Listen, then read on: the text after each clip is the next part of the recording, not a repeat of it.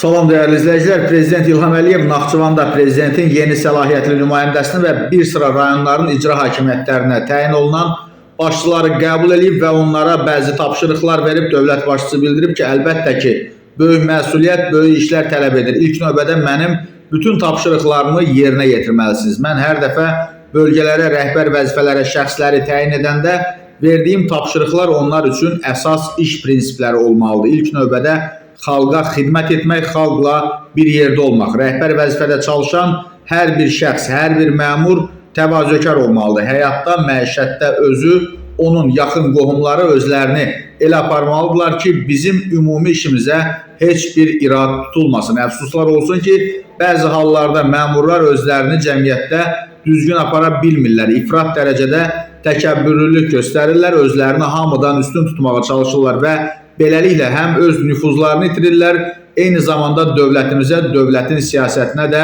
ləkə vurmuş olurlar. Bununla bərabər bəzi hallarda korrupsiyaya, rüşvətxorluğa düçar olurlar. Azərbaycan ictimaiyyəti yaxşı bilir ki, əyri yolla gedən hər bir dövlət məmuru nəticədə məhkəmə, qanun qarşısında cavab verməli olur və belə hallar, əfsuslar olsun ki, bugün də var. Ancaq o da cəmiyyət üçün tam aydındır ki, heç bir qanunsuz hərəkət nəticəsiz qalmayacaq. Ona görə sizdən tələbim eyni zamanda xoşagəlməz hallara qarşı ciddi mübarizə aparmaq, kadr siyasətində etibarlı, peşəkar və mənəvi cəhətdən təmiz kadrları seçmək, rəhbərlik edəcəyiniz bölgələrdə öz işinizlə mənim seçimimin düzgün olduğunu sübut etməkdir. Əks təqdirdə əlbəttə ki, lazımi ölçülər götürüləcəkdir deyə dövlət başçısı əlavə edib.